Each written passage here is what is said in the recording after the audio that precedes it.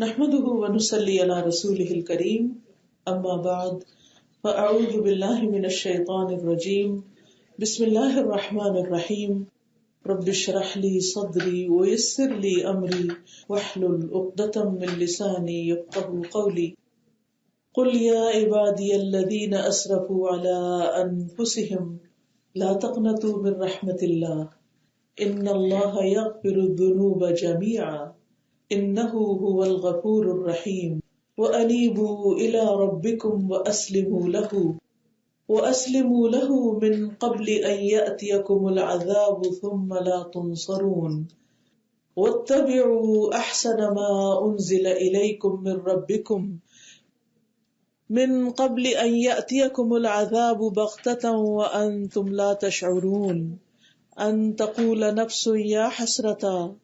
يا حسرة على ما فرطت في جنب الله وإن كنت لمن الساخرين أو تقول لو أن الله هداني لكنت من المتقين أو تقول حين ترى العذاب لو أن لي كرة فأكون من المحسنين بلى قد جاءتك آياتي فكذبت بها واستكبرت وكنت من الكافرين ويوم القيامة ترى الذين كذبوا على الله وجوههم مسودة أليس في جهنم مثوى للمتكبرين وينجي الله الذين اتقوا بمفازتهم لا يمسهم السوء ولا هم يحزنون الله خالق كل شيء وهو على كل شيء وكيل له مقاليد السماوات والأرض والذین کفروا بآیات اللہ اولئک هم الخاسرون۔ شروع کرتی ہوں اللہ کے نام سے جو بے انتہا مہربان نہایت رحم فرمانے والا ہے۔ کہہ دیجئے اے میرے بندو جنہوں نے اپنی جانوں پر ظلم کیا ہے تم اللہ کی رحمت سے مایوس نہ ہو، بلا شبہ اللہ تعالیٰ سارے گناہ معاف فرما دیتا ہے، بے شک وہ بہت بخشنے والا بہت زیادہ رحم فرمانے والا ہے۔ اور تم اپنے رب کی طرف رجوع کرو، پلٹ آؤ، لوٹ آؤ اور اس کے فرما بردار بن جاؤ، مطیع بن جاؤ، اس سے پہلے کہ تم پر وہ عذاب آئے کہ پھر تم مدد نہ کیے جاؤ۔ اور تم اس بہترین بات کی پیروی کرو جو تمہاری طرف نازل کی گئی ہے تمہارے رب کی طرف سے، اس سے پہلے کہ تم پر اچانک کوئی عذاب آ جائے اور تم شعور نہ رکھتے ہو۔ کہیں ایسا نہ ہو کہ کوئی نفس یہ کہے ہائے افسوس اس کوتاہی پر جو میں نے اللہ کے حق میں کی، اور میں تو بلا شبہ مذاق اڑانے والوں میں شامل تھا۔ یا یہ نہ کہے کہ اگر بے شک اللہ مجھے ہدایت دیتا تو میں ضرور متقی لوگوں میں شامل ہو جاتا۔ یا یہ کہے جس وقت وہ عذاب دیکھے کہ اگر میرے لیے دوبارہ لوٹنا ہو تو میں نیکوکاروں میں سے ہو جاؤں۔ کیوں نہیں، یقیناً تمہارے پاس میری آیات آئی تھیں تو تم نے ان کو جھٹلا دیا اور تکبر کیا اور تم انکار کرنے والوں میں سے تھے۔ اور قیامت کے دن آپ دیکھیں گے ان لوگوں کو جنہوں نے اللہ پر جھوٹ بولا کہ ان کے چہرے سیاہ ہوں گے۔ کیا جہنم میں ایسے تکبر کرنے والوں کا ٹھکانہ نہیں ہے؟ اور اللہ تعالیٰ ان لوگوں کو نجات دے گا جنہوں نے تقویٰ کیا ان کی کامیابی کے ساتھ، نہ انہیں کوئی برائی پہنچے گی اور نہ ہی وہ غمگین ہوں گے۔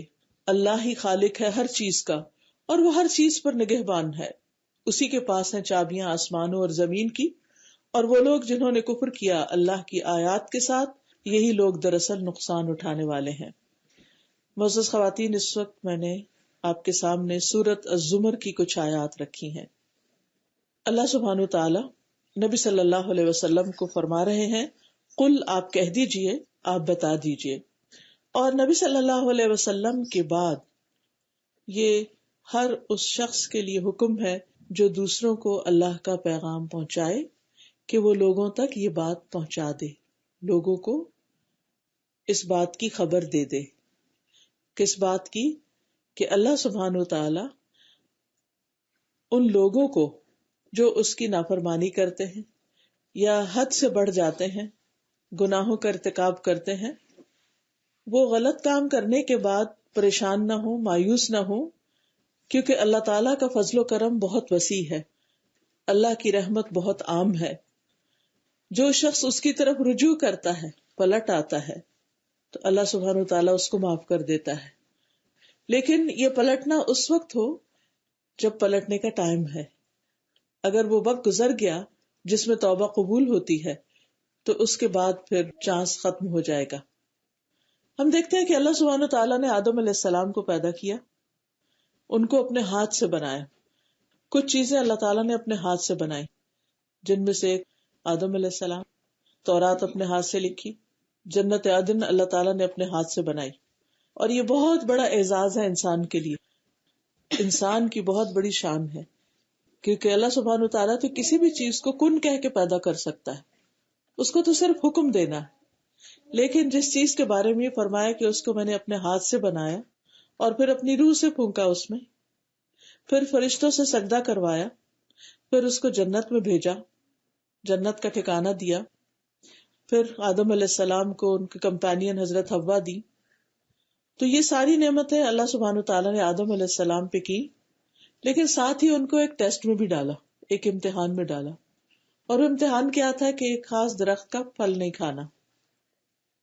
ساتھ ہی ان کے وہ دشمن جو آدم علیہ السلام سے حسد کر رہا تھا، یعنی جس نے انکار کیا تھا آدم علیہ السلام کو سجدہ کرنے سے، یعنی ابلیس، اس کو بھی ساتھ بھیج دیا. اور وہ دشمن ہی دراصل انسان کے لیے ایک امتحان کا ذریعہ تھا. اب یہ ہوا کہ اس دشمن نے مسلسل کوشش کر کے بار بار وسوسے ڈال کر آدم علیہ السلام کو اللہ تعالیٰ کی نافرمانی پر آمادہ کر لیا، اور ساری جنت چھوڑ کر وہ بھی اس درخت کا پھل کھانے لگے، یا پھل کھا لیا انہوں نے جس سے اللہ تعالیٰ نے روکا تھا. اس کے بعد اللہ سبحانہ تعالیٰ نے ان سے جنت کا لباس اتروا دیا، یعنی لے لیا واپس. اب آدم علیہ السلام کو بہت پریشانی ہوئی، کیونکہ ان کا ارادہ نہیں تھا اس کا پھل کھانے کا، کیونکہ اللہ تعالیٰ نے منع کیا تھا، تو وہ یہ چاہتے نہیں تھے، لیکن ان سے بھول ہو گئی. اور بغیر ارادے کے بھول سے اگر کوئی شخص غلطی کر لیتا ہے تو اللہ سبحانہ تعالیٰ اس کو معاف کر دیتے ہیں. تو اس ندامت اور شرمندگی کی وجہ سے انہوں نے اللہ سبحانہ تعالیٰ سے جو توبہ کرنے کے کلمات سیکھے، ربنا ظلمنا انفسنا وان لم تغفر لنا وترحمنا لنکونن من الخاسرین، جب انہوں نے اللہ تعالیٰ کی طرف رجوع کیا، پلٹے، تو اللہ تعالیٰ نے ان کی توبہ قبول کر لی، اور اس کے بعد انہیں دنیا میں اتار دیا گیا. اور پھر ساتھ ہی نصیحت کر دی، فَإِمَّا يَأْتِيَنَّكُم مِّنِّي هُدًى فَمَن تَبِعَ هُدَايَ فَلَا خَوْفٌ عَلَيْهِمْ وَلَا هُمْ يَحْزَنُونَ، کہ اگر میری طرف سے تمہارے پاس کوئی ہدایت آئے تو جو میری ہدایت کی پیروی کرے گا اس کے لیے نہ کوئی خوف ہوگا نہ کوئی غم ہوگا. لیکن اس کے ساتھ یہ بھی بتایا کہ قَالَ اهْبِطَا مِنْهَا، کہ اس جنت سے اب دونوں اترو، یعنی آدم بھی اور ابلیس بھی. اور پھر بعضکم لبعض عدو، تم میں سے بعض کے دشمن، یعنی ابلیس تمہارا دشمن ہے. تو دنیا میں انسان کے ساتھ اس کا دشمن ہر وقت موجود ہے.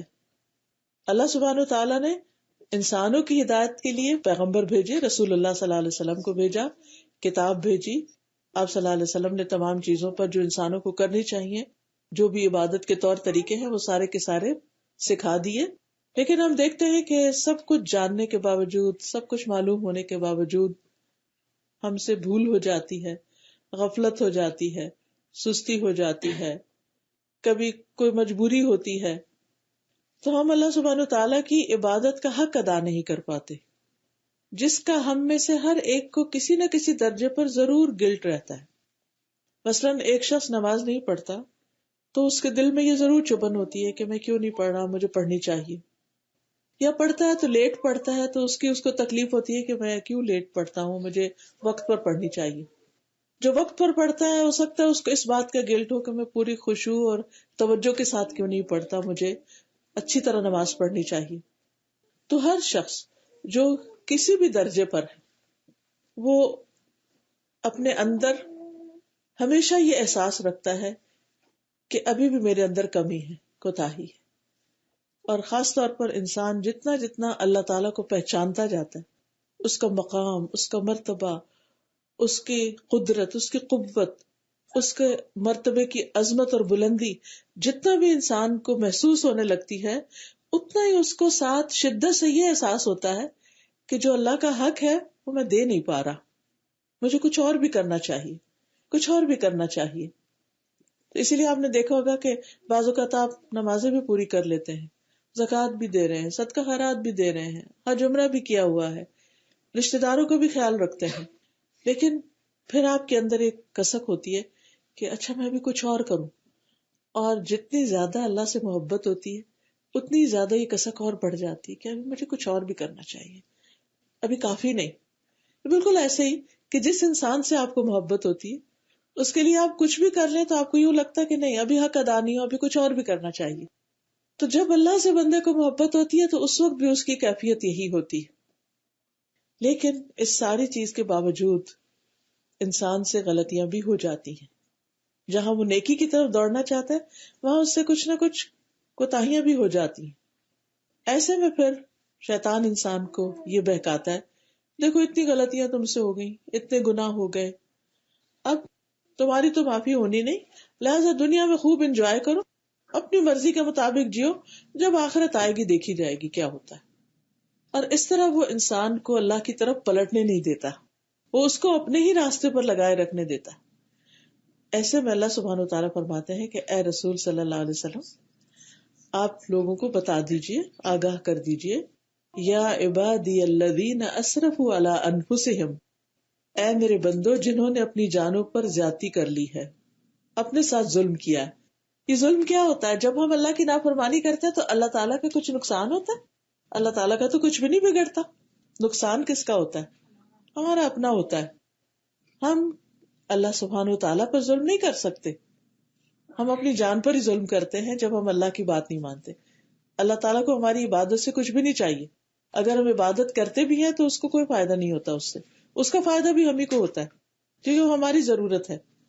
جس طرح کھانا پینا ہماری ضرورت ہے، لباس ہماری ضرورت ہے، اسی طرح ہماری روح کو بھی خوبصورت لباس کی ضرورت ہے جس کو لباس التقویٰ کہا گیا قرآن میں. تقویٰ انسان کے دل کو اور انسان کی روح کو جمال بخشتا ہے، خوبصورت بناتا ہے، بیوٹیفائی کرتا ہے. وہ تقویٰ ہوتا ہے کہ ایک کانشیس لائف گزارنا، کہ جس میں انسان کے اندر ایک احساس جاگتا رہتا ہے اور انسان اللہ سے محبت کرتے ہوئے اللہ سے ڈرتا بھی اور اللہ کی طرف بڑھنا بھی چاہتا ہے. تو بہرحال کہا گیا کہ اے میرے بندو جنہوں نے اپنی جانوں پہ کچھ زیادتی کر لی ہے، یعنی گناہوں کا ارتکاب کر کے، اللہ تعالیٰ کو ناراض کر کے، اب تم لا تقنطوا من رحمت اللہ کی رحمت سے مایوس نہ ہو جاؤ. کیونکہ جب انسان مایوس ہوتا ہے تو پھر کیا ہوتا ہے؟ کیا ہوتا ہے جب مایوسی ہوتی ہے تو پھر دل کی کیفیت کیا ہوتی؟ ڈپریشن، ڈپریسڈ ہوتا ہے. یس، ڈپریسڈ ہوتا ہے، اس کا کسی چیز میں دل نہیں لگتا، اس کے اندر ایک بے چینی سی ہوتی ہے، پتہ نہیں میرا کیا بنے گا. اس کو ایک خوف بھی لاحق ہو جاتا ہے کہ میں نے اللہ کو ناراض کیا ہے، کہیں میرے اوپر کوئی مصیبت نہ آ جائے، کیونکہ اللہ سبحانہ وتعالیٰ تو ہر طرح کی قوت رکھتا ہے. تو بہرحال اب یہ کہ لا تقنطوا من رحمت اللہ کی رحمت سے مایوس نہ ہو جاؤ کہ یہ کہنے لگو کہ ہمارے گناہ بہت زیادہ ہیں، ہمیں تو بہت غلطیاں ہیں، ہم تو گناہ گار انسان ہیں، اب کوئی طریقہ نہیں کہ ہم پاک ہو سکیں، صاف ہو سکیں. اور اس طرح انسان پھر اللہ کی نافرمانی پر اصرار کرتا چلا جاتا ہے. اب دیکھیے کہ جن لوگوں کو بھی اس چیز کا احساس ہو جاتا ہے کہ وہ غلط کر رہے ہیں، پھر وہ پلٹنا چاہتے ہیں، تو پلٹنے میں سب سے زیادہ جو مشکل ڈالنے والی چیز ہوتی ہے وہ مایوسی ہی ہوتی ہے. تمہاری توبہ کوئی نہیں ہونی، تمہیں معافی نہیں ملے گی، تم کبھی اچھے انسان نہیں بن سکتے. یہ جو نیگیٹو تھنکنگ ہوتی ہے یہ پھر انسان کو آگے نہیں بڑھنے دیتی. کہتا بس ٹھیک ہے جس حال میں ہوں اسی میں ٹھیک ہوں، اور پھر اپنے اندر کو دباتا رہتا ہے اور مختلف چیزوں میں حصہ لے کے وہ اپنے آپ کو خوش کرنے کی کوشش کرتا ہے. کبھی کسی طرح سوشلائز کرتا ہے، کبھی کچھ کھا پی کے اپنے آپ کو خوش کرنا چاہتا ہے، کبھی گھوم پھر کے کرنا چاہتا ہے، لیکن اندر کی جو ڈیپ ڈاؤن اداسی ہے، سیڈنس ہے، پریشانی ہے اندر کی، وہ جاتی نہیں. دل کے اندر اطمینان کی کیفیت پیدا نہیں ہوتی. ایسے میں اللہ سبحانہ وتعالی سب کو، کوئی بھی ہو، سب کو اس بات کی دعوت دیتے ہیں کہ تم میری رحمت سے مایوس نہ ہو. اب دیکھیے کہ فرعون کے پاس فرعون سے بڑا ٹائرنٹ کون ہوگا اس زمین پر؟ فرعون کے پاس جب موسیٰ علیہ السلام کو بھیجا گیا اور ہارون علیہ السلام کو، تو اللہ تعالیٰ نے فرمایا قولا لہ قولا لینا لعلہ یتذکر او یخشی، اس سے نرمی سے بات کرنا، شاید نصیحت پکڑ لے، شاید اس کو بات سمجھ آ جائے، شاید اس کا بھی دل بدل جائے. یعنی کسی بھی انسان سے آخر تک مایوس نہیں ہونا چاہیے، چاہے اس کی زندگی کسی بھی طرح گزر رہی ہو، کیونکہ اللہ سبحانہ تعالیٰ کا در کھلا ہے. اللہ سبحانہ تعالیٰ فرماتے ہیں حدیث قدسی میں کہ اے بنی آدم، اگر تیرے گناہ آسمان کے کناروں کو چھونے لگے اور پھر تمہیں طرف پلٹ آئے، توبہ کر لے، تو میں اتنی بخشش کے ساتھ تیری طرف آؤں گا. ولا ابالی، مجھے کوئی پرواہ نہیں. یہ اللہ کا فیصلہ ہے، اللہ کا کام ہے، یہ اللہ کے ہاتھ میں ہے، بندوں کے ہاتھ میں نہیں ہے. بندے معاف نہیں کرتے کیونکہ ہمارا واسطہ بندوں سے پڑتا رہتا ہے نا. اگر بندوں کے حق میں کوئی کوتاہی ہو جائے اور ہم جب سوری کرنے جائیں تو وہ انکار، دروازہ بند کر دیتے، جاؤ کوئی سوری نہیں، تم تو روز یہی کرتے ہو. وہ معاف نہیں کرتے. لیکن اللہ سبحانہ تعالیٰ ہر گناہ معاف کر سکتا ہے، بڑے سے بڑا گناہ، کیونکہ اسے کسی سے مشورہ نہیں کرنا، کسی سے پوچھنا نہیں. اور انسانوں کے اندر جو کمزوریاں ہیں کہ ان کے اندر ایک انا ہوتی ہے یا وہ ویک ہوتے ہیں، کیونکہ فورگیونیس جو ہوتی ہے وہ ان لوگوں کی طرف سے ہوتی ہے جو ان کے دل بڑے ہوتے ہیں. بڑے دلوں والے معاف کر سکتے ہیں، جن کے دل چھوٹے ہوتے ہیں وہ نہیں معاف کر سکتے. تو اللہ سبحانہ تعالیٰ کی رحمت تو بہت ہی وسیع ہے. اور پھر اللہ تعالیٰ ہر رات کو پکارتے ہیں بندوں کو کہ اے دن کے گناہ گار تو پلٹا. دن کو پکارتے ہیں کہ رات کے گناہ کرنے والے تو پلٹا. یعنی آخر تک جب تک انسان کی جان حلق میں نہیں آتی اس کے لیے توبہ کا دروازہ کھلا ہے. اور اللہ تعالیٰ ان اللہ یغفر الذنوب جميعا، اللہ سارے گناہ معاف کر دے گا، خواہ شرک ہو، قتل ہو، زنا ہو، سود خوری ہو، جھوٹ ہو، غیبت ہو، والدین کی نافرمانی ہو، کسی پہ جادو کیا ہو، رشتوں کو کاٹنا ہو، کیونکہ سارے کبیرہ گناہ، رشتوں کو کاٹنا، رشتوں کو توڑنا، اور کسی پر کوئی الزام لگا دینا یا کچھ، یعنی کسی بھی قسم کا کوئی گناہ ہوا ہے تم سے، توبہ کر لو. توبہ کرنے کا مطلب کیا ہے؟ اس گناہ کو چھوڑ کے واپس آ جاؤ اور اپنی زندگی کو اچھے سے گزارنا شروع کر دو. نمازیں چھٹ گئی ہیں، روزے رہ گئے ہیں، کچھ بھی ہو گیا ہے، معافی مانگ کے آئندہ سے اپنی زندگی کی اصلاح کر لو، کیونکہ انہ هو الغفور الرحیم، وہ واقعی بہت بخشنے والا، بہت مہربان ہے. کیونکہ یہ مغفرت اور رحمت اللہ سبحانہ تعالیٰ کے ذاتی اوصاف ہیں جو کسی بھی وقت اس سے الگ نہیں ہوتے. کسی بھی وقت وہ ہر لمحے معاف کر سکتا ہے، وہ دن کو بھی، وہ رات کو بھی، وہ انسان کی جوانی کے دنوں میں بھی، بڑھاپے میں بھی، وہ موت کے قریب بھی ہمیشہ بخش سکتا ہے. اور اسی طرح اس کی رحمت بھی اس کی ذاتی صفت ہے اور وہ اپنی رحمت کر سکتا ہے تم پر. اس لیے اللہ سبحانہ تعالیٰ سے کبھی بھی مایوس نہ ہو، کیونکہ اس کی رحمت ہے جس کی وجہ سے کائنات میں انسان اور چرند پرند سب جی رہے ہیں، ہمیں زندگی ملی ہوئی ہے. ورنہ ہم میں سے ہر ایک کے گناہوں کو اگر دیکھا جائے، یعنی ہم بعض اوقات امیجن نہیں کر سکتے کہ ہماری غلطیاں کتنی ہیں. میں اس کو اس طرح امیجن کرتی ہوں کہ اگر میں ایک دن میں صرف ایک گناہ کروں اور وہ گناہ ایک پتھر کے یا ایک اینٹ جتنا ہو، اور میں اس کو ایک کمرے میں ڈال دوں، دوسرے دن دوسری ڈال دوں، تیسرے دن تیسری، چوتھے دن چوتھی، تو ایک مہینے کے بعد 30 اینٹوں کا ڈھیر لگا ہوا ہوگا. اور ایک سال میں کتنا ہوگا؟ صرف ایک گناہ اگر کیا ہو تو اللہ ہی جانتا ہے کہ ہمارے اعمال نامے میں کتنے ڈھیر لگے ہوئے ہیں. لیکن اللہ سبحانہ تعالیٰ ان سب کو ڈیلیٹ کر سکتا ہے، ان سب کو ریموو کر سکتا ہے، ان سب کو دور کر سکتا ہے، اور پھر درگزر کرتا چلا جاتا ہے. تبھی تو ہم جی رہے ہیں، ورنہ اگر ہمارے کسی ایک گناہ پر بھی وہ پکڑنا چاہے تو ہم دوسرا سانس نہ لے سکیں، ہم جو نعمتیں انجوائے کر رہے ہیں ان میں سے کچھ بھی انجوائے نہ کر سکیں. اور پھر آپ دیکھیے کہ اللہ سبحانہ تعالیٰ کی رحمت اس کے غضب پر غالب ہے، حاوی ہے. یعنی ان رحمتی وسعت کل شیء، ہر چیز پر اس کی رحمت چھائی ہوئی، زمین و آسمان پر، چرند پرند پر، انسانوں پر، حیوانوں پر، سب پر اس کی رحمت ہے. اور پھر آپ دیکھیے کہ اللہ تعالیٰ کی رحمت حاصل کرنے کا طریقہ کیا ہے. اس میں ایک بڑا طریقہ یہ ہے کہ ارحموا من فی الارض یرحمکم من فی السماء. تم زمین والوں پر رحم کرو، آسمان والا تم پر رحم کرے گا. اور اس کی عملی مثال کیا ہے کہ بنی اسرائیل کی ایک عورت تھی جو غلط کام کرتی تھی، تو ایک دفعہ اس کہیں جا رہی تھی تو پیاس لگی، پانی پینے کے لیے کوئی ڈول نہیں تھا، وہ کنویں میں اتری، پانی پیا، جب واپس چڑھی تو دیکھا کہ کتا ہانپ رہا ہے، تو واپس اتری کنویں میں. آپ دیکھیے اوپر سے نیچے آنا ہو تو ہم سوچتے ہیں کئی بار کہ اچھا اب نیچے کوئی ہم سے پانی مانگے تو ہم کہیں اچھا نیچے سے جا کے لاؤں، بیڈ روم سے کوئی کہے نا اچھا اب کچن میں جاؤں، تو یعنی ٹھیک ہے ہر وقت تو نہیں ہم کرتے لیکن سستی آ ہی جاتی.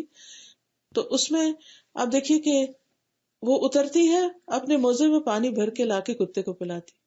اس نے ایک جانور پر رحم کیا تو اللہ سبحانہ وتعالیٰ نے اس پر اپنی رحمت فرمائی اور اس کے سارے گناہ معاف کر دی. تو ہم سب کے لیے لازم ہے کہ اگر ہم چاہتے ہیں کہ اللہ سبحانہ وتعالیٰ ہم پر اپنی رحمت نازل فرمائے تو ہمارا دل انسانوں کے لیے، حیوانوں کے لیے، جانوروں کے، ہر ایک کے لیے، ہر مخلوق کے لیے نرم ہونا چاہیے. کیونکہ جو خیر نرمی سے آتی ہے وہ سختی سے نہیں آتی، جو دوسروں کی کیئر کرنے سے آتی ہے وہ دوسروں کے ساتھ جفا برتنے سے نہیں آتی. تو اس لیے اگر ہم چاہتے ہیں کہ اللہ تعالیٰ ہم پر بھی رحم کرے تو پھر ہم لوگوں پر، من فی الارض، زمین میں جو بھی کوئی ہے سب پر ہی رحم کرے. حتیٰ کہ اگر کسی ضرورت سے کسی جانور کو کل کرنا پڑتا ہے تو اس پر بھی رحم کرے. جب اینیمل سلاٹر کرتے ہیں تو اس وقت بھی آپ صلی اللہ علیہ وسلم فرمائے کہ اس کے سامنے چھری نہ تیز کرو، اور چھری تیز ہو تو اس کے گلے کو لگاؤ تاکہ اس کو اذیت نہ ہو، کیونکہ جتنی دفعہ تم اس کے اوپر گھماؤ گے اس بیچارے کو اتنی ہی اذیت ہوگی. تو تیز ہوگی تو فوراً کام ہوگا اور اس کے لیے آسانی ہو جائے گی. اسی طرح اپنے گھر والوں پر یا اپنے بچوں پر تو ہم مہربان اور شفیق ہوتے ہی ہیں، لیکن ہمیں ان لوگوں کے بارے میں بھی سوچنا چاہیے کہ جن کی کوئی کیئر کرنے والا نہیں ہے. آرفنز ہیں، ایسے بچے ہیں جو ضرورت مند ہیں. پھر اسی طرح بزرگ، بوڑھے لوگ، بعض اوقات ہمارے اپنے گھروں کے اندر ہوتے ہیں، اپنے ہی گرینڈ پیرنٹس، ان لاز میں سے کوئی، کہ ان کا بڑھاپا ہمارے حصے میں آ جاتا ہے. تو بہت بڑی سعادت ہے کہ کوئی ایسے بے بس اور پریشان حال لوگوں کے اوپر رحم کرے. اور اس رحم کرنے میں صرف کھلانا پلانا ہی نہیں، کیونکہ انسان کی ضرورت صرف کھانا پینا نہیں ہوتی، ان کے ساتھ بات کرنا، ان کا حال پوچھنا، ان کو امپورٹنس دینا، ان سے مشورہ کرنا، ان کو توجہ دینا، ان کی غلطیوں کو معاف کر دینا، یہ سب ان کے اوپر رحم کرنے میں آتا ہے.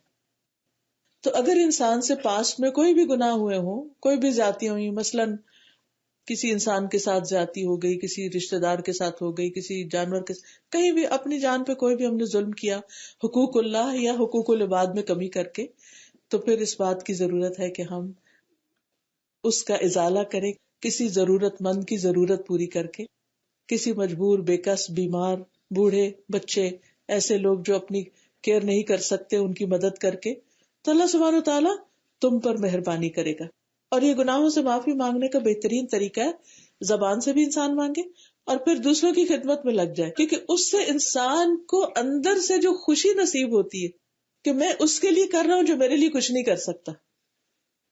کیونکہ بعض اوقات یہ ہوتا ہے نا کہ ہم کسی اپنے برابر والے کے ساتھ کچھ کرتے ہیں تو وہ جب ہمیں مشکل ہوتی ہے وہ ہمارے لیے دوڑا ہوا آتا ہے، لیکن جب ایسے لوگوں کی ہم خدمت یا مدد کرتے ہیں یا بے زبان جانوروں کے لیے کچھ کھانے پینے کا انتظام یا کچھ بھی، تو آپ دیکھیے کہ بنی اسرائیل کی ایک عورت جو تھی وہ ایک بلی کے اوپر اس نے رحم نہیں کیا تھا، اس کو باندھ دیا تھا اور کھانے کو نہیں چھوڑا تھا اور نہ خود کھانا دیا اور وہ مر گئی. تو وہ بلی کے مرنے کی وجہ سے اس کے لیے آگ کی خبر دی گئی کہ جانور کے ساتھ ظلم کیا. تو ظلم چاہے کسی انسان کے ساتھ ہو یا کسی حیوان کے ساتھ ہو، ظلم ہی ہے. اگر کبھی انسان سے یا گھر والوں میں سے کسی کے ساتھ کوئی ایسا ہیپن ہو چکا ہے نا، بعض اوقات بچے ہوتے ہیں کیئرلیس ہوتے ہیں، پیٹس رکھ لیتے ہیں پھر ان کو توجہ نہیں دیتے یا ان کے ساتھ کوئی کمی بیشی ہو جاتی، یا کوئی بھی اس قسم کا کوئی ایکٹ جو آپ کو پاسٹ میں آپ کو ہانٹ کرتا ہو کہ فلاں وقت میں میں نے یہ غلط کام کر لیا تھا، ان سب کا طریقہ کیا ہے کہ ایک تو زبان سے توبہ استغفار کر لی جائے اور اس کے ساتھ ساتھ اللہ سبحانہ تعالیٰ کی رحمت حاصل کرنے کے لیے بندوں کے ساتھ رحم کر دیا جائے. اور پھر یہ بھی دعا کیجئے کہ اللہ تعالیٰ جس کسی نے آج تک مجھ پہ کوئی زیادتی کی ہے میں نے ان سب کو معاف کیا، آپ مجھے معاف کر دیں. یعنی جو انسانوں کو معاف کر دیتا ہے اللہ سبحانہ و تعالیٰ اس کو معاف فرما دیتے ہیں. پھر اسی طرح یہ ہے کہ انسان کی جو عاجزی ہے وہ اللہ تعالیٰ کو بہت پسند ہے. انسان ہمبل ہو اللہ کے سامنے بھی اور بندوں کے سامنے بھی. تکبر ابلیس کی صفت ہے. تکبر اللہ سبحانہ و تعالیٰ کو پسند نہیں. تو جو تکبر کرنے والے ہیں وہ اللہ کی رحمت سے دور ہو جاتے ہیں. اور پھر یہ کہ توبہ کرنے میں دیر نہ کرے انسان، جلدی واپس لوٹے. وَأَنِيبُوا إِلَىٰ رَبِّكُمْ، اپنے رب کی طرف پلٹ آؤ، واپس آ جاؤ، رب سے دور نہیں جاؤ، رب کو نہیں بھولو، رب کو یاد رکھو. اور پھر خصوصاً دل کے ساتھ لوٹو، کیونکہ بعض اوقات ہم زبان سے کہتے بھی رہتے ہیں مگر ہمارا دل نہیں اس دعا میں شامل ہوتا. تو دل کب شامل ہوتا ہے؟ جب اللہ تعالیٰ سے باتیں کرتے ہیں اپنی زبان میں اور اپنے دل کا حال سناتے ہیں. کیونکہ بعض اوقات ہم دکھی ہوتے ہیں نا، پریشان ہوتے ہیں یا لونلی فیل کرتے ہیں، تو ہمارا دل چاہتا ہے کہ کوئی ہو جس سے ہم اپنی اس دکھ تکلیف کو شیئر کر سکیں. یا کوئی ہمیں ہرٹ کر دیتا ہے، ہمارا دل چاہتا ہے کہ ہم کسی سے اس کا ذکر کریں. اور سم ٹائم کوئی بھی نہیں ہوتا، بچے سب جاب پہ ہیں، اپنے گھروں میں ہیں، کوئی کہیں، کوئی کس کو فون کرے، کس کو کال کرے، کس کے پاس جائے، کوئی بھی نہیں ہے. نہیں، اس سے پہلے ہم اللہ سبحانہ و تعالیٰ کی طرف لوٹیں. اکیلے میں ایسے ہی باتیں کریں جیسے آپ سمجھے کہ آپ کے ساتھ کوئی ہے اور آپ اس سے باتیں کر رہے ہیں. اس سے باتیں کریں اور پھر اپنے دل کا حال سنائیں اللہ کو، اور اللہ سبحانہ و تعالیٰ کے سامنے عاجزی کریں. نماز میں تو ہم سجدہ کرتے ہی، ویسے ہی سجدے میں بھی جا سکتے ہیں، ویسے سجدے میں چلے جائیں، اللہ سے مانگے، اس کے آگے جھک جائیں. وَأَسْلِمُوا لَهُ، اسلموا کا معنی ہے کہ اخلاص کے ساتھ، جس میں کوئی ریاکاری نہ ہو. کیونکہ جب تک اخلاص نہیں ہوتا انسان کے اندر تو صرف ظاہری اعمال انسان کو فائدہ نہیں دیتے. تو اللہ تعالیٰ فرماتے ہیں کہ اپنے رب کی طرف پلٹ آؤ، لوٹ آؤ، اس کے اطاعت گزار بندے بن جاؤ. پہلے اگر نافرمانی کرتے تھے تو اب اس کی بات مانو. من قبل ان یأتیکم العذاب، اس سے پہلے کہ تم پر کوئی سزا، کوئی عذاب، کوئی تکلیف آ جائے، کسی تکلیف کے آنے سے پہلے. اب دیکھیں کہ جب انسان کوئی غلط کام کرتا ہے تو وہ لکھا جاتا ہے. اب اس نے اپنے لیے جو بھی کیا اس کو بھرنا ہے، وہ اس کے اوپر واپس آئے گا، یا دنیا میں، قبر میں، آخرت میں.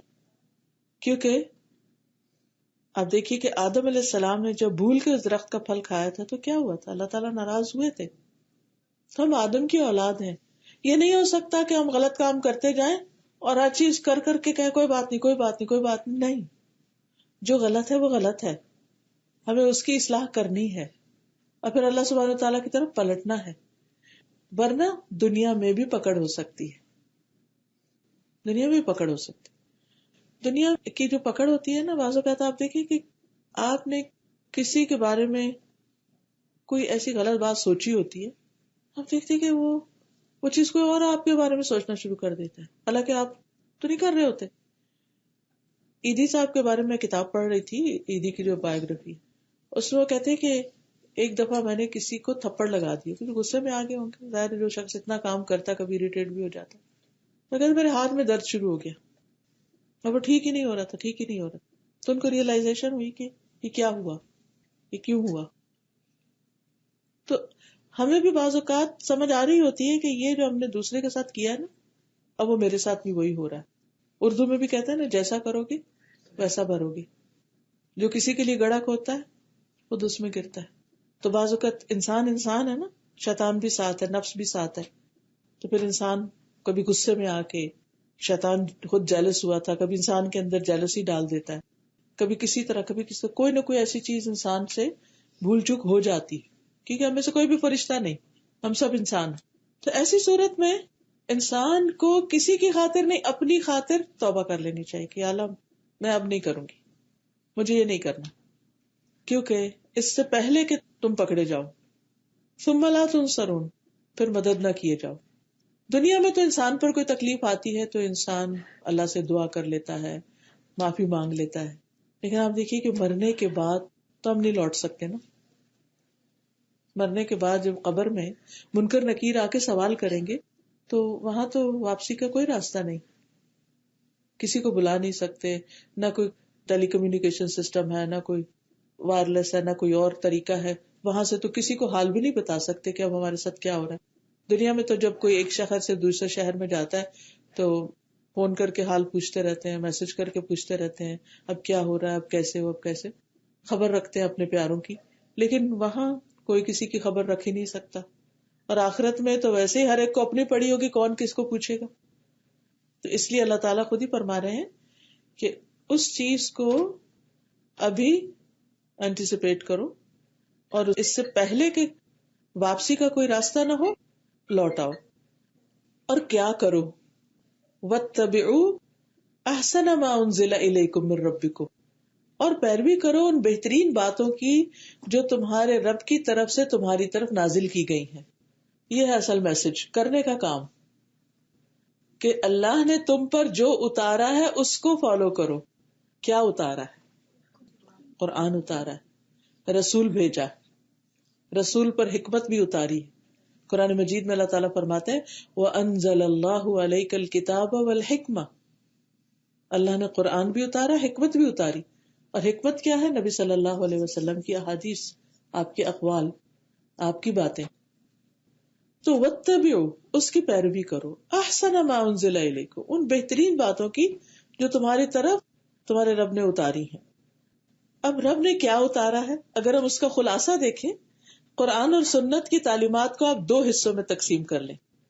نمبر 1 باطنی اعمال، دل کے عمل، اور نمبر 2 ظاہری اعمال. یہ دو چیزیں اللہ نے اتاری ہیں قرآن میں اور سنت میں. باطنی اعمال کیا ہیں؟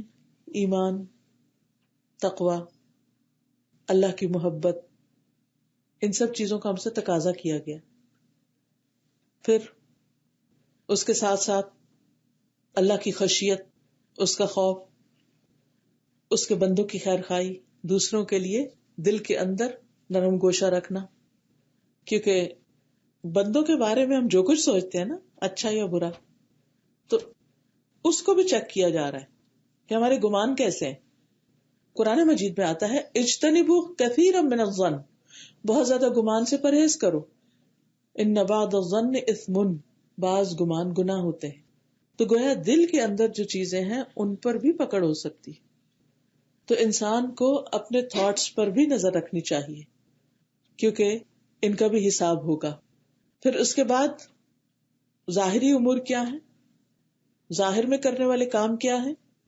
جیسے نماز ہے، زکوٰۃ ہے، حج ہے، صدقہ خیرات ہے، بندوں کی خدمت ہے، اپنی ذمہ داریوں کو پورا کرنا ہے. ان سب کی ڈیٹیل قرآن و سنت میں آئی.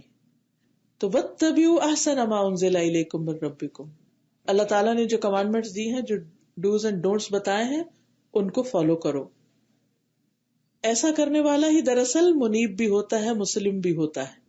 انیبو کرنے والا، پلٹنے والا کیا ہے؟ منیب. اور اسلمو یعنی وہ ہے مسلم. مسلم وہ ہوتا ہے جو اللہ تعالیٰ کی باتیں مانتا ہے، اس کے احکامات پر چلتا ہے. پھر ساتھ ہی خبردار کر دیا گیا من قبل ان یأتیکم العذاب بغتۃ وانتم لا تشعرون، اس سے پہلے کہ تم پر اچانک عذاب آ جائے اور تمہیں خبر بھی نہ ہو، تمہیں پتہ بھی نہ چلے کہ یہ کیا ہوا، یہ کہاں سے پکڑ آ گئی. تو اپنی زندگی کو غنیمت جانو، اپنی جوانی کو غنیمت جانو، اپنی طاقت اور صلاحیت اور اس وقت کو غنیمت جانو جس سے ملا ہوا ہے.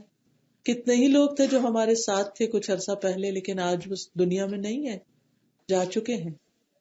ہمارا بھی وقت لکھا ہوا ہے، ہمیں بھی ہمیشہ یہاں نہیں رہنا، آگے ہی جانا ہے. تو اس لیے آج کی فرصت سے فائدہ اٹھائیں، صحت سے فائدہ اٹھائیں، ہوش و حواس کام کر رہے ہیں، اس سے فائدہ اٹھائیں، اور غفلت سے جاگیں، کیونکہ کل کوئی چیز کام نہیں آئے گی. اور پھر ان تقول نفس یا حسرت علی ما فرطت فی جنب اللہ، کہ کہیں کوئی شخص یہ نہ کہے ہائے افسوس، ہائے حسرت یا حسرتا، اس بات پر جو میں نے اللہ کے حق میں کوتاہی کی، میں نے اللہ کے حق ادا نہیں کیے. پھر کل کو تمہیں ریگریٹس نہ ہو کہ میں نے نماز کیوں نہیں پڑھی تھی، میں نے وقت پر کیوں نہیں پڑھی تھی، میں نے دل لگا کر کیوں نہیں پڑھی، ٹھہر ٹھہر کے کیوں نہیں پڑھی. جیسے پڑھنے کا حکم تھا ویسے کیوں نہیں پڑھی؟ اور پھر وَإِن كُنتُ لَمِنَ السَّاخِرِينَ، میں تو بلکہ مذاق اڑانے والوں میں شامل تھا. آج آپ دیکھیے کہ افسوس کے ساتھ یہ کہنا پڑتا ہے کہ خود مسلمان بعض اوقات اپنے ہی ریچولز کا مذاق اڑا رہے ہوتے ہیں. نماز کے اوپر لطیفے بنے ہوئے ہیں، جنت دوزخ کے بارے میں ایسی باتیں ہوتی ہیں، اس پر بھی انسان ریگریٹ کرے گا. تو اس لیے پہلے سے ہی خبردار کر دیا گیا. اللہ تعالیٰ کو پتا تھا نا کہ انسانوں کو جو میں آزادی دوں گا تو پھر یہ اس کے ساتھ کیا کیا کریں گے. وہ اپنے ہی دین کا مذاق اڑائیں گے یا اسی کے خلاف بات کریں گے. او تقول لو ان اللہ ہدانی لکنت من المتقین، یا یوں کہے کہ اگر اللہ مجھے ہدایت دیتا تو میں پرہیزگار بن جاتا، میں بھی متقی بن جاتا. لیکن حسرت میں اگر کی بجائے کاش بھی ہوتا ہے. کاش مجھے ہدایت مل جاتی، کاش مجھے کوئی بتا دیتا، کاش مجھے کوئی یاد کرا دیتا تو میں بھی نیک بن جاتا. کیونکہ ہر انسان کے اندر نیکی کرنے کی صلاحیت ہے، پوٹینشل ہے. ہم میں سے کوئی شخص ایسا نہیں کہ جو نیکی نہ کر سکتا. خیر سب کے اندر ہوتی، بس یہ ہے کہ اس خیر کو باہر نکلنے کے لیے کیا چاہیے ہوتا ہے؟ دو چیزیں، ریمائنڈر اور ماحول، انوائرمنٹ. جیسے ایک بیج آپ ڈال دیتے ہیں زمین میں تو اس کے اندر پورا درخت بننے کا پوٹینشل ہوتا ہے جو پھول پھل لا سکتا ہے. لیکن اس کے لیے کیا ضروری ہے؟ کلائمیٹ ٹھیک ہو، اس کا انوائرمنٹ ٹھیک ہو، وہ رائٹ پلیس پر وہ بیج ڈلا ہوا ہو، اور پھر اس کی باہر سے بھی خبر گیری کی جائے، پانی وانی اوپر سے دیا جاتا رہے. تو ہمیں بھی اوپر سے ریمائنڈرز قرآن و سنت کے ملتے رہنے چاہیے، یاد دہانی ہوتی رہنی چاہیے، اور پھر ایسا ماحول بھی ہمارے پاس ہونا چاہیے کہ جس میں ہم گرو کر سکیں. کیونکہ بعض اوقات جب ہر چیز ہمارے اپوزٹ جاتی ہے نا، ہم کچھ کرنا چاہتے ہیں تو ہمیں ہر چیز پہ روک دیا جاتا ہے، یہ نہیں ہو سکتا، ایسا نہیں ہو سکتا، یہ نہیں ہو سکتا، یہ نہیں. پھر انسان کہتا ہے کہ میں نہیں کچھ کر سکتا. یا پھر یہ کہ آپ کے آس پاس اتنی ٹیمپٹیشنز ہیں دنیا میں کھونے کی کہ آپ کو آخرت یاد ہی نہیں آتی. آپ اتنی دنیا کے ایسی رونق میں ہیں، ایسے لوگوں کے بیچ میں ہیں، دن رات آپ کو ایسا ماحول ملا ہوا ہے کہ آپ آخرت کے بارے میں کبھی سوچتے ہی نہیں. تو اس میں بھی پھر انسان اطاعت سے غافل ہو جاتا ہے. اب دیکھیے کہ اکیلے جب ہم ہوتے ہیں نا پھر بھی وقت پہ نماز پڑھی جاتی. جب لوگ آ جاتے ہیں، ماحول بدل جاتا ہے، تو پھر ہم کیا کرتے ہیں؟ ہم سب جانتے ہیں کہ پھر ہم کہتے ہیں اچھا ابھی کرتے ہیں، لیٹ کر دیتے ہیں. او تقول حین تری العذاب، یا جب عذاب دیکھ لے تو کہنے لگے، سزا دیکھ کے انسان کہے، لو ان لی کرۃ، کاش مجھے ایک بار دنیا میں واپس جانے کا موقع مل جائے تو میں ضرور پھر نیکوکاروں میں شامل ہو جاؤں، نیک بن جاؤں گا. لیکن اللہ تعالیٰ دوبارہ نہیں بھیجیں گے، چاہے کوئی شخص کتنا بھی روئے، واپسی نہیں ہے. کیوں نہیں واپسی؟ اس لیے کہ مرنے سے پہلے اللہ تعالیٰ اس کو مختلف طرح کی سچویشن میں ڈال کے جگاتے ہیں. ہر انسان کی زندگی میں ایسے مرحلے آتے ہیں جو بڑے مشکل ہوتے ہیں، اور اس میں اس کو دراصل شیک کیا جاتا ہے، جھنجھوڑا جاتا ہے کہ جاگ اٹھو، جاگ اٹھو، اللہ کی طرف رجوع کرو. کبھی اس سے کوئی اس کی پیاری چیز لے لی جاتی ہے، کبھی اس کو کسی غم سے دوچار کیا جاتا ہے، کبھی اس کے سامنے ہدایت کی کوئی بات آتی ہے. یعنی چانسز اللہ تعالیٰ ہر بندے کو دیتا ہے، ہر بندے کو مواقع ملتے ہیں، چاہے کائنات کی نشانیوں سے، چاہے اس کے اندر کے خیالات سے. آپ نے دیکھا ہوگا کہ بہت دفعہ بیٹھے بیٹھے آپ کو کچھ کرنے کا آئیڈیا آ جاتا ہے. کبھی آپ نے سوچا کہ یہ کہاں سے آیا؟ اگر آپ خود لانا چاہیں تو لا سکتے نہیں. یہ انٹیوشن کیا ہوتی ہے؟ یہ اللہ ہی کی طرف سے آپ کے دل میں ڈالا جاتا ہے. اللہ سبحانہ وتعالیٰ ہر انسان کو اچھے کام کرنے کے لیے کسی نہ کسی طرح اس کو احساس دلاتا ہے، لیکن انسان اس آواز پر لبیک نہیں کہتا، وہ آواز سنتا نہیں، دل کی اس بات کو مانتا نہیں. اللہ تعالیٰ فرمائیں گے، بلا قد جاءتک آیاتی، کیوں نہیں، میری آیات تیرے پاس آئی تھی، پہنچی تھی. ہم سب کے پاس قرآن ہے، ہم سب حق جانتے ہیں، لیکن فکذبت بہا، تم نے ان کو جھٹلا دیا، واستکبرت، اور تم نے تکبر کیا، وکنت من الکافرین، اور تو انکار کرنے والوں میں شامل ہو گیا. اس لیے انسان کو اس بارے میں ضرور سوچنا چاہیے کہ وہ اللہ سبحانہ تعالیٰ کی آیات کے ساتھ کیا کر رہا ہے. جب اللہ تعالیٰ کا کوئی حکم آ جاتا ہے تو وہ دل میں کیا سوچتا ہے، کروں گا یا نہیں، مجھ سے نہیں ہوتا، یہاں نہیں ہو سکتا، ایسا نہیں ہو سکتا، ویسا نہیں ہو سکتا. ہم سب کو اپنے بارے میں سوچنا چاہیے کہ جب بھی اللہ تعالیٰ کا کوئی حکم ہمیں معلوم ہوتا ہے تو ہم کس طرح ریئیکٹ کرتے ہیں، پازیٹیو وے میں یا نیگیٹو وے میں، اسے ایکسپٹ کرتے ہیں یا ریجیکٹ کرتے ہیں. یہ دو چیزیں ہی ہوتی ہیں.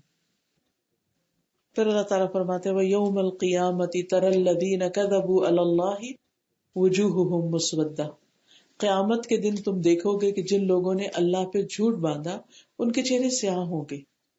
اللہ پہ جھوٹی بات کی، جی ہاں، کیونکہ دنیا میں انہوں نے حق کو چھپا دیا، حق پہ پردہ ڈال دیا، تو اللہ سبحانہ تعالیٰ بھی ان کے چہرے کے اوپر سیاہ پردہ ڈال دے گا. جیسا عمل ویسی جزا. دنیا میں انہوں نے حق کی روشنی کو دبایا، قیامت کے دن ان کی روشنی چلی گئی. اب یہ کون سے کام ایسے ہوتے ہیں، کون سی باتیں ایسی ہوتی ہیں جن کو اللہ پہ جھوٹ باندھنا کہا جاتا ہے؟ اس میں سب سے پہلے تو شرک ہوتا ہے کہ اللہ کے ساتھ کوئی اور بھی الہ ہے. کسی کو اللہ کا بیٹا قرار دینا، یا کسی کو اللہ کی بیوی قرار دینا، یا پھر بتوں کو یا کسی بھی اور چیز، کسی اور آبجیکٹ کو اللہ تعالیٰ کے ساتھ ملانا. تو اللہ سبحانہ و تعالیٰ اس کو کسی صورت بھی قبول نہیں کرتے. پھر اسی طرح اللہ کی ریفرنس سے ایسی بات لوگوں کو بتانا جو اللہ تعالیٰ نے کہی نہیں، اور یہ بہت بڑی جھوٹی بات ہوتی ہے. ایک ہوتا ہے نا بندوں پہ جھوٹ باندھنا، یعنی کسی بندے نے کچھ کہا نہیں تو اس سے لگا کے کسی کو کچھ بات کہہ دی، فلاں یہ کہہ رہا تھا حالانکہ اس نے کہا نہیں ہوتا. یہ بھی بہت بڑا جرم ہے. لیکن جب انسان اللہ سبحانہ تعالیٰ کے بارے میں یہ کہتا ہے تو یہ اور بھی بڑا جرم ہو جاتا ہے. کبھی یہ نہ کہے کہ قرآن میں یہ لکھا ہے جب تک کہ یقین نہ ہو لکھا ہے یا نہیں لکھا. کبھی یہ نہ کہے کہ حدیث میں یہ بات آئی ہے جب تک یقین نہ ہو کہ یہ حدیث میں آئی ہے یا نہیں آئی. اگر یاد نہیں ہے، صحیح طرح یاد نہیں، تو پھر اس کو انسان آگے نہ کسی سے کہے.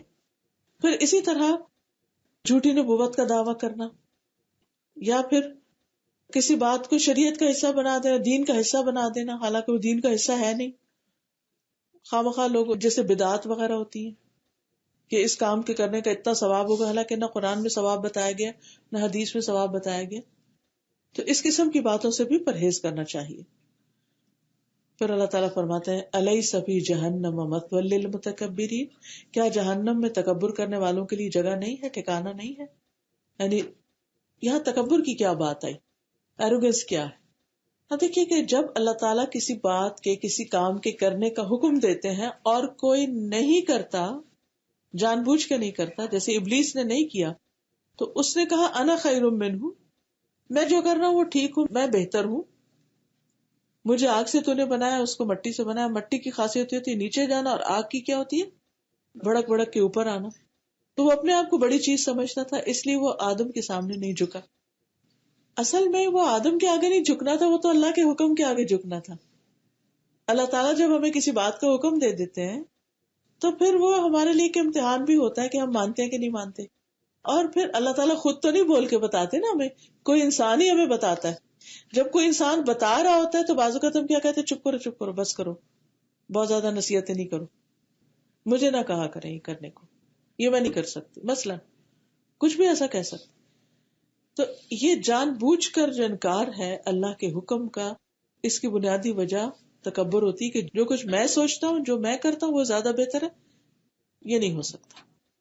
اور اسی طرح جب اللہ تعالیٰ کسی کام کے نہ کرنے کے لیے کہے کہ یہ نہیں کرو، اور پھر انسان کرتا ہے کہ نہیں میں تو یہ کروں گا، تو یہ حد سے بڑھنا ہوتا ہے. پھر اللہ نے روک لگائی کہ بس اس سے آگے نہیں جانا، تو پھر انسان کیا کرتا ہے، جب اس سے آگے جانے لگتا ہے تو پھر اللہ کی نافرمانی ہو جاتی ہے.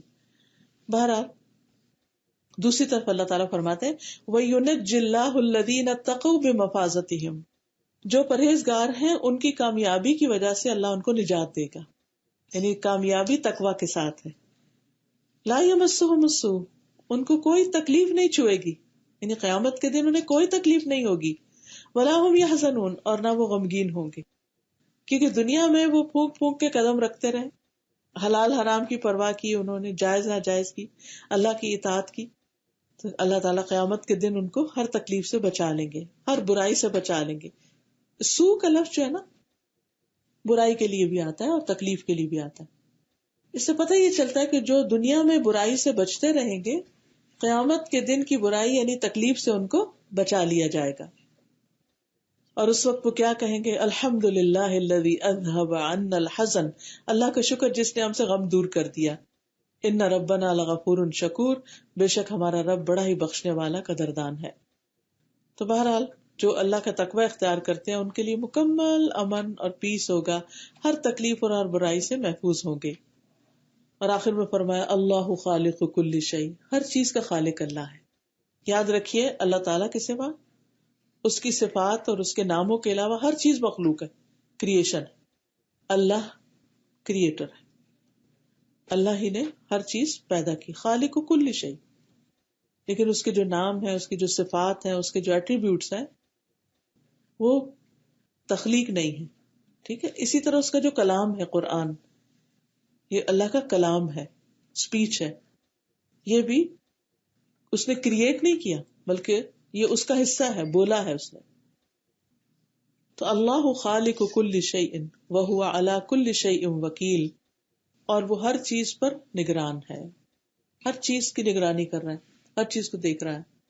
لہو مقالید السماوات والارض، اسی کے پاس آسمان و زمین کی چابیاں ہیں، ہر خیر اسی کے ہاتھ میں ہے. ہر رکاوٹ وہ دور کر سکتا ہے، ہر بند دروازہ وہ کھول سکتا ہے. لہذا جہاں مشکل آئے، جہاں رکاوٹ آئے، اس سے مانگو، اس کی طرف رجوع کرو، وہ مدد کرنے والا ہے. والذین کفروا بآیات اللہ اولئک هم الخاسرون، اور وہ لوگ جو اللہ کی آیات کا انکار کرتے ہیں وہی دراصل نقصان اٹھانے والے ہیں. تو یاد رکھیے کہ اللہ سبحانہ وتعالی جس کے لیے رحمت کا دروازہ کھول دے تو اس کو کوئی روک نہیں سکتا، اور جس کے لیے وہ بند کر دے اسے کوئی کھول بھی نہیں سکتا اس کے بعد. اور وہ زبردست حکمت والا ہے. تو اس سے اللہ تعالیٰ کی عظمت کا پتہ چلتا ہے. وہ ہر چیز کا کنٹرول اس کے ہاتھ میں ہے. اس لیے جو لوگ اللہ کی قدر نہ کرے، اس کا حق ادا نہ کرے، اس کی باتوں کا انکار کر دے، اولئک هم الخاسرون، یہی لوگ دراصل نقصان اٹھانے والے ہیں. یعنی اس چیز کو نہیں پانے والے جس سے ان کی اصلاح ہو سکتی ہے، جن سے وہ اللہ کی عبادت اور اخلاص میں آگے بڑھ سکتے ہیں. کیونکہ جو لوگ اللہ کی آیات کو مان لیتے ہیں پھر وہ اللہ کی عبادت میں مصروف ہو جاتے ہیں، اللہ کے ذکر میں مصروف ہو جاتے ہیں، اور اس وقت تک وہ اللہ کے راستے پر چلتے رہتے ہیں جب تک کہ اللہ سبحانہ وتعالیٰ کی رضا حاصل نہ کر لیں. تو یہ تھی سورۃ الزمر کی کچھ آیات جن کا مختصر خلاصہ آپ کے سامنے میں نے بیان کیا ہے. اب اس کے بعد اس سے متعلق اگر کچھ کوشچنز ہوں یا کچھ اور چیز آپ ڈسکس کرنا چاہیں تو موسٹ ویلکم. اب آپ کے بولنے کی باری ہے کہ ماشاءاللہ اتنا کوزی ماحول ہے، نیند بھی آ رہی ہوگی کیونکہ مجھے خود آنے لگ گئی. جی آپ کچھ. کبھی کبھی ایسا وقت آتا ہے کہ آپ دین سے بہت زیادہ قریب ہو جاتے ہیں، ویری کلوز اوور پورے سال میں، پھر ایسے کچھ مہینے آ جاتے ہیں آپ کا دل نہیں لگ رہا ہوتا یا نماز میں آپ کانسنٹریٹ نہیں کر، مطلب ایٹ لیسٹ فار می یہ آتے ہیں فیزز کہ کچھ اسپیشلی جیسے رمضان ہے، یہ پوری طرح آپ کی توجہ وہاں پر ہے. پھر آتے ہیں کچھ مہینے، I don't know if it's seasonal یا ڈپریشن ہے یا کچھ ہے کہ بالکل نہ قرآن پڑھنے میں دل لگتا ہے یا نماز ٹھیک سے پڑھی نہیں جا رہی ہے. نماز اکثر ہی ہوتا ہے پڑھ کے میں بھول جاتی ہوں کہ میں نے کیا پڑھا، کیا کتنے رکعات، کانسنٹریشن نہیں ہوتی. تو کانسنٹریشن، بٹ اٹس لائک وہ ایسا گراف جاری ہوتی ہے کہ اپ اینڈ ڈاؤن، کچھ ہوتا ہے کہ بالکل ڈاؤن ہو جاتی ہے. تو پھر یہ کیوں ہوتی ہے اور اس کو کس طرح واپس لائیں؟ ٹھیک ہے، بہت اچھا کوشچن آپ کا.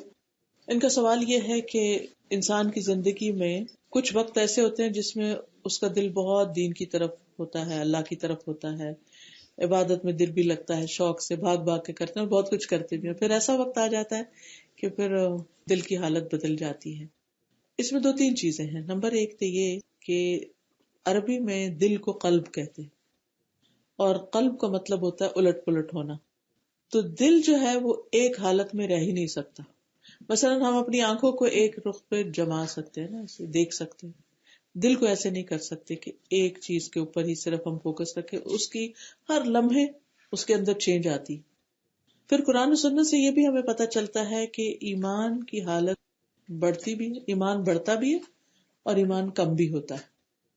پھر یہ ہے کہ سوال یہ پیدا ہوتا ہے کہ اگر یہ ہے کہ ہمارے دل کے اندر ہر وقت چینج آتی ہے اور پھر ایمان بھی بڑھتا اور گھٹتا ہے، تو ایسا کیوں ہوتا ہے؟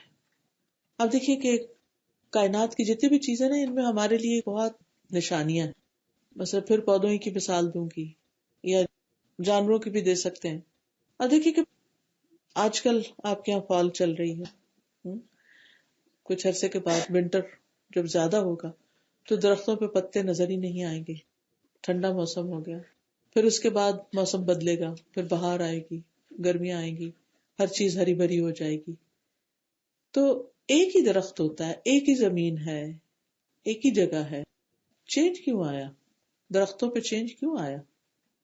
ریزن کیا ہے؟ وجہ کیا ہے؟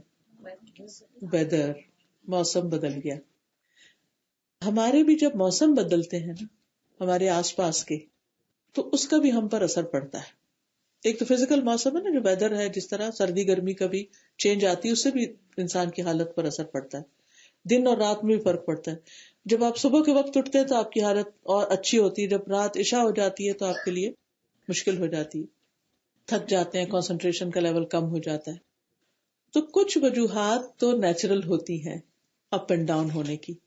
سارے دن میں ہمارے ایمان کا لیول ایک طرح رہ سکتا ہی نہیں، کیونکہ ہماری فزیکل کنڈیشن بدلتی رہتی ہے، موسم بدلتا رہتا ہے. کبھی نیند آ جاتی ہے ہمیں، کبھی تھکاوٹ ہو جاتی ہے، کبھی کوئی بیماری آ جاتی ہے، کبھی یعنی یہ چیزیں ہوتی ہیں. اور اللہ سبحانہ تعالیٰ کو اس کا اچھی طرح پتا ہے کہ میرا یہ بندہ جان بوجھ کے نہیں کر رہا، اس وقت یہ یعنی کہ اس کی مجبوری ہے. اور اس سے انسان کو اپنی حقیقت پتہ چلتی ہے کہ میں کتنا ویک ہوں، کہ میں کمزور ہوں، اور میں صرف اسی وقت فنکشن کر سکتا ہوں کہ جب اللہ سبحانہ تعالیٰ چاہتا ہے، کیونکہ نیند بھی اللہ ہی نے رکھی ہے اور ہماری ایک ضرورت بھی ہے. اچھا، ایک تو یہ وجوہات ہوتی. اس فزیکل ویدر کے ساتھ ساتھ ایک اور چیز بھی ہوتی ہے، اور وہ ہوتی ہے ہماری کمپنی، ہمارا ماحول. ہم دن کا زیادہ وقت کہاں گزارتے ہیں، کن کاموں میں گزارتے ہیں، کن لوگوں میں گزارتے ہیں، اور اس کے مطابق ہمارے اوپر کیفیات بدلتی ہیں. جیسے اگر ہمیں بھوک لگی ہے تو ہم کیا کرتے ہیں، اب بہت تھکاوٹ ہو جائے، کوئی کام نہیں ہوگا ہم سے، پھر ہم کھانا کھا لیتے ہیں تو اس کے بعد کیا ہوتا ہے، فریش ہو جاتے ہیں، انرجیٹک ہو جاتے ہیں، پھر ہم اپنے کام کاج میں لگ جاتے ہیں. کھانا نہ بھی کھائیں، ایک کپ چائے بھی پی لیں تو اس سے بھی گزارا ہو جاتا ہے. ٹھیک ہے. تو ہمارا جو ماحول ہے، ہمارے جو کام ہیں، ہماری جو دلچسپیاں ہیں، یہ ہم پر اثر انداز ہوتی ہیں. رمضان میں کیوں ایمان بڑھتا ہے؟ کیونکہ روزہ ہوتا ہے، کیونکہ راتوں کو مسجدوں میں جا رہے ہوتے ہیں، یا تلاوت یا تراویح یا نفل یا کچھ نہ کچھ کر رہے ہوتے ہیں، صدقہ خیرات بھی زیادہ کر رہے ہوتے ہیں. اور صرف ہم نہیں کر رہے ہوتے، اور بھی سب کر رہے ہوتے ہیں. تو ہمیں ایک پورا ماحول مل جاتا ہے، موسم میں باہر آ جاتا ہے نیکیوں کا. عام دنوں میں جب ہم روزہ رکھتے ہیں تو ہم اچھا فیل کرتے ہیں، لیکن اتنا نہیں جتنا رمضان کے روزے سے، کیونکہ رمضان میں سب رکھ رہے ہوتے ہیں، اور عام دنوں میں ہم اکیلے ہوتے ہیں تو وہ ذرا مشکل ہوتا ہے، اگرچہ اس سے بھی ایمان بڑھتا ہے. اسی طرح آپ نے دیکھا ہوگا کہ جب سب کے ساتھ مل کے آپ کسی مسجد میں چلے جائیں نماز پڑھے تو نماز ہلکی ہو جاتی ہے، چھوٹی لگتی ہے، لیکن وہی نماز جب آپ گھر میں پڑھتے ہیں تو اتنی تلاوت بھلا کریں آپ، مشکل لگتی ہے. ٹھیک ہے نا. تو اس لیے بہت ضروری ہے کہ ہم ایسی مجلسوں میں جاتے رہیں جہاں ہمارا ایمان بڑھے، ایسے کام خود بھی کرتے رہیں جس سے ہمارا ایمان بڑھے، جیسے لوگوں کی خدمت یا اور اسی طرح کے کام، ضرورت مندوں اور لوگوں کی تکلیفیں وغیرہ دور کرنا. پھر اسی طرح ایسے دوست، ایسی کمپنی جو ہمیں ریمائنڈر دیتے رہیں، اب یہ کرنا ہے، اب یہ کرنا ہے، اب یہ کرنا ہے. ٹھیک ہے نا. ایک دوسرے کو، کیونکہ اللہ تعالیٰ فرماتے ہیں والعصر، زمانے کی قسم، وقت کی قسم کھائی گئی، ان الانسان لفی خسر، بے شک انسان نقصان میں، الا الذین آمنوا، مگر وہ لوگ جو ایمان لائے، وعملوا الصالحات، انہوں نے اچھے عمل کیے، وتواصوا بالحق، ایک دوسرے کو حق کی تلقین کی، وتواصوا بالصبر، اور ایک دوسرے کو تھام کے رکھا، صبر کی تلقین کی. جب یہ چیز انسان کرتا ہے تو اس سے پھر انسان خیر کی طرف بڑھتا رہتا ہے. ہر شخص کمزور ہے، ہم خلق الانسان ضعیفا، سب انسان کمزور پیدا کیے گئے. انسانوں کی ایک سرٹن لمٹ ہے، ہماری انرجی کی، ہماری طاقت کی، ہماری قوت کی، ہماری صلاحیتوں، ہر چیز کی. اس سے آگے ہم نہیں فنکشن کر سکتے. لیکن ہمیں کن چیزوں سے انرجی ملتی، ہم سب کو واچ کرنا چاہیے. کیا کام کر کے میرا ایمان بڑھا، کیا کام کر کے کم ہو گیا. تو اپنے اوپر اگر آپ چیک رکھیں گے، جیسے اگر کسی کو اللہ نہ کرے بلڈ پریشر ہو جائے تو وہ جب بی پی شوٹ کرتا ہے تو آپ چیک نہیں کرتے کیا کیا تھا کہ یہ ہوا، کس چیز نے بڑھایا، اور کیا کیا تو کم ہوا. تو پھر نیکسٹ ٹائم آپ کیئر کرتے ہیں کہ مجھے یہ کرنا اور یہ نہیں کرنا. ایسے دین کے معاملے میں بھی اپنی کیئر کریں، یہ کرنا یہ نہیں کرنا. ان کاموں سے بچنا ہے جو ایمان گھٹاتے ہیں اور وہ کرنے ہیں جو ایمان بڑھاتے ہیں. تو انشاءاللہ اس سے آپ کو فائدہ رہے گا. جی. اور مجھے پوچھنا ہے کہ جیسے یوتھ یہاں کی ہوتی ہے، جب آپ ان کو کوئی چیز ایکسپلین کرنا چاہیں نا تو کچھ بچوں میں ایک نظر آتا ہے، ایک بلاک ہے، سوال ہوتے ہیں ان کے، جب تک ان کو وہ جواب نہیں ملتے تو وہ ایکسیپٹ کرنے کے لیے ریڈی ہی نہیں ہوتے. اب جب میں بہت اسٹرگل کرتی ہوں، میں ہر طرح سے جواب دینے کی کوشش کرتی ہوں تو کہتی ہیں آپ کے بس کی بات نہیں ہے، آپ اتنی پڑھی لکھی نہیں، ابھی آپ نہیں سمجھ سکتے. بعض لوگ جو ہے نا بچے، اور ان کے جو کوسچنز ہوتے ہیں نا، یا تو میں ان کو پھر یہ سمجھ لوں کہ یہ قانون سمم بکمن امیون ہے کہ ان کو ان کے حال پہ چھوڑ دیا جائے، یا پھر کھوج میں لگے رہے. مثال کے طور پر ان کا سوال ایک یہاں آ کے اٹک جاتا ہے کہ اللہ کی تخلیق کس نے کی. اب بتائیں، اب اس کے لیے میں کس طریقے سے ان کو کیا جواب دینا چاہیے؟ میں تو مسلسل بس انہیں آپ کہیں کہ اگر ہم یہ بتا دیں نا آپ کو کہ فلاں نے اللہ کی تخلیق کی، تو پھر آپ اگلا سوال کیا کریں گے؟ ٹھیک ہے. پھر اس کے بعد ہم کہہ دیں فلاں نے کی، پھر کیا کہیں گے؟ تو کہیں جا کر تو ہم کو رکنا ہے نا. ٹھیک ہے نا. تو یہ سوچنے کی بجائے اور یہ پوچھنے کی بجائے یہ دیکھیں کہ اس نے کیا کیا بنایا ہے اور کیا یہ کوئی اور بنا سکتا ہے. ایک سیل کو ہم ایکٹیویٹ نہیں کر سکتے، یعنی کہ جس کا ہم مجموعہ ہے ہمارا جسم، یہ سارے سیلز اکٹھے کر کے ہم کچھ بنا نہیں سکتے. تو جو کچھ اس نے بنایا ہے اس میں غور کرو، اللہ کی ذات میں غور نہیں کرو. تو ڈائریکشن چینج کرنے کی ضرورت ہے. انہی کے سوال سے میں ایک سوال کرنا چاہتی ہوں، کیونکہ یہاں کا جو ماحول ہے جی. اور یہاں کا جو کریکولم ہے اس میں اسپیس پڑھایا جاتا ہے، اسٹرانومی پڑھائی جاتی ہے، بگ بینگ تھیوری پڑھائی جاتی ہے، جس میں کہ گیسز سے مادہ کریٹ ہوا اور پھر اس کے بعد کس طرح وہ پروسیس فیوژن کا وہ چلتا رہا، اور پھر اس کے ساتھ ساتھ ایوولوشن بھی پڑھائی جاتی ہے، جس کے لیے اور ہر سائنس کے سبجیکٹ میں ایویڈنس، ہر چیز کا سپورٹنگ ایویڈنس دیا جاتا ہے. بچے اس ماحول میں وہ سب پڑھ کے، ہم تو اس ماحول میں نہیں، ہم نے پڑھا نہیں، اس میں پلے بڑھے، تو ہمارا تو ایک بیسک ایمان ہے اور جس کی طرف ہم راغب ہیں اور اس کو ہر چیز کو سارٹ آف بائی پاس کرتے جاتے ہیں کہ نہیں چلیں یہ ہے. لیکن ایک دین کو اور ان سائنسز کو کس طرح جوڑا جا سکتا ہے، یا کس طرح کنونس بچوں کو کیا جا سکتا ہے کہ ہاں یہ چلو اگر یہ سائنس ہے یہ ہے، لیکن دین یہ ہمیں بتاتا ہے، اور اس کا کہاں میل ہو سکتا ہے. جی. اس میں بہترین حال تو یہی ہے کہ جتنا ہم دنیا کے علوم پڑھ رہے ہیں اس کے ساتھ اتنا نہ بھی صحیح، اس سے آدھا، اس سے چوتھا حصہ کچھ نہ کچھ قرآن پر بھی غور کیا جائے. کیونکہ اللہ سبحانہ و تعالیٰ نے ہمیں ایسے نہیں چھوڑ دیا کہ وہ ہمیں ان سوالوں کے جواب نہ دے. لیکن مشکل یہ ہے کہ ہماری ساری طاقت، صلاحیت، دن کا بڑا وقت، زندگی کا ایک بڑا وقت ان چیزوں کے پروف لینے میں تو گزر جاتا ہے جو انسانوں کی ذہن کی اختراع ہیں.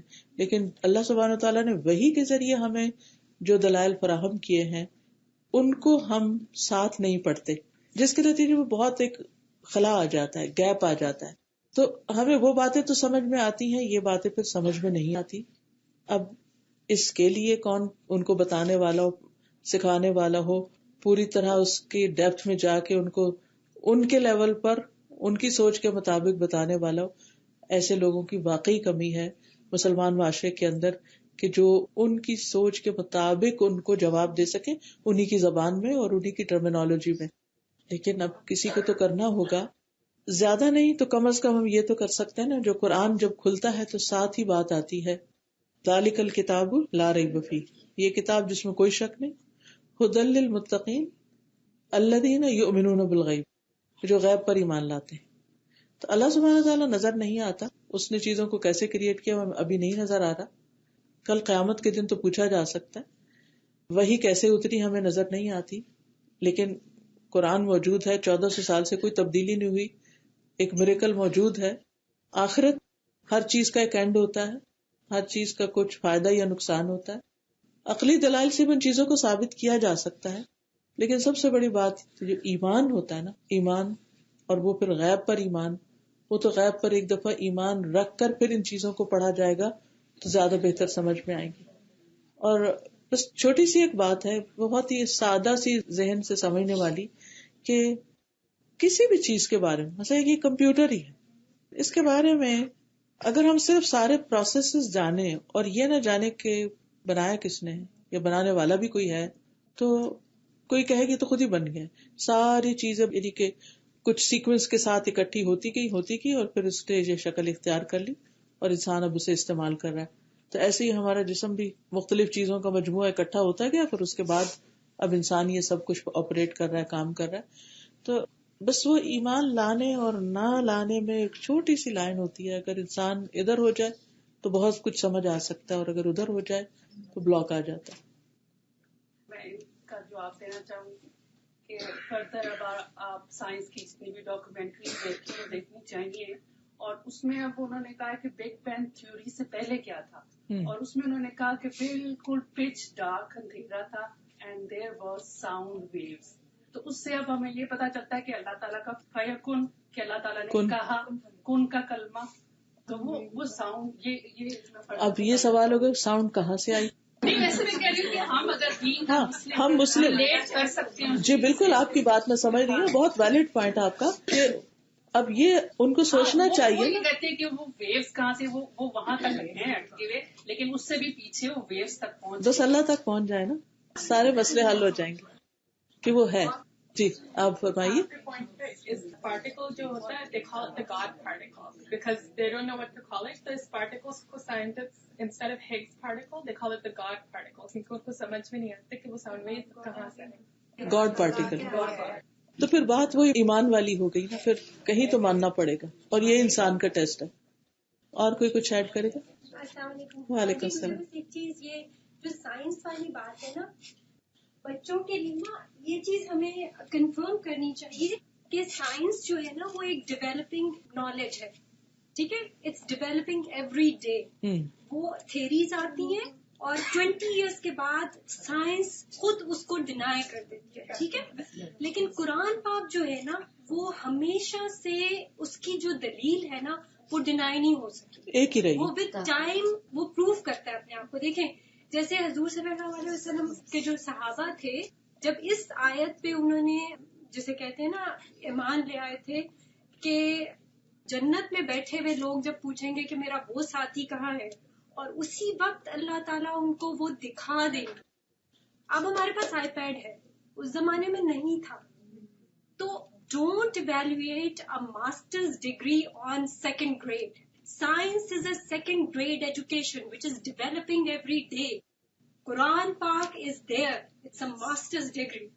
So never ever evaluate a second grade education کو. آپ سائنس کو آپ کہہ رہے ہو قرآن پاک کو، یہ اتنی بڑی مثال ہے. صحابہ کرام نے نہیں کہا کہ کیسے دیکھیں گے، آپ کو اللہ تعالیٰ نے دکھا دیا.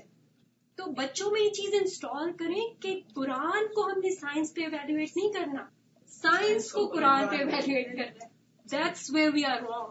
اور ان کو مثالیں قرآن میں وہی ان کی بات، جب آپ قرآن پاک پڑھیں گے تو آپ کو وہ معجزے نظر آئیں گے. اوکے، میرے خیال اتنا ہی کافی ہے. پھر جزاکم اللہ خیرا، بارک اللہ فیکم. جی فرمائیے. ہمارے پیرنٹس جیسے یہاں نہیں ہیں جی پاکستان میں، کچھ ہمارے بہت قریبی رشتے دار انڈیا میں جن کی ویزا ہی ہمیں نہیں دیتے، تو ہم کس طرح ہمارا وہ کرنا کہ ہم بات تو کر لیتے ہیں روز فون پر الحمدللہ، اور اچھی طرح لمبی بھی کر لیتے سب کچھ، لیکن وہ فزیکل ان کی خدمت مطلب 80+ ماشاء اللہ، تو کس طرح کی جائے؟ کچھ اس پہ ہمیں. جی چلیں، انڈیا کا تو ویزا نہیں ملتا، مگر یہ کہ جہاں تک ہم جا سکتے ہیں سال میں ہم مرتبہ جاتے ہیں. جی، تو پھر جتنا وسعت میں استطاعت میں ہے، اور باقی ان کی نیڈس کو پورا کریں، ان کے لیے انتظام کریں. اگر ان کو کمپنی چاہیے تو کسی کا بندوبست کر کے آئیں. تو اس طرح کی اگر ہم ہماری اپنی پرسنل انٹریکشن کی وہ کمی نظر آتی جی بس وہ نہیں، مطلب وہ کھلتا ہے. وہی نا، جیسے جب ہم بچے تھے، جوان تھے، ان کے پاس تھے، وہ وقت تھا کرنے کا. اس کے بعد تو عورتوں پر ویسے بھی ذمہ داری نہیں رہتی اس طرح، کیونکہ وہ اپنی ذمہ داریاں ان کی جب دوسری آ جاتی ہیں تو ان پر وہ فرائض ہو جاتے ہیں. لیکن یہ ہے کہ جس حد تک ہو سکے جتنا بھی کر سکیں. لیکن آپ دیکھیں کہ کتنے لوگ ایسے ہیں کہ جن کو یہ موقع ملا ہوا بھی ہے لیکن پھر بھی وہ اس سے فائدہ نہیں اٹھا رہے. وہ تو ہم جیسے سے کوئی پوچھے کہ کس جی طرح ہمیں. بالکل الحمدللہ یہ احساس بھی اللہ دیتا ہے اور توفیق بھی اللہ دیتا ہے. اللہ تعالیٰ قبول کرے. سبحانک اللہم و بحمدک اشہد ان لا الہ الا انت استغفرک و اتوب الیک.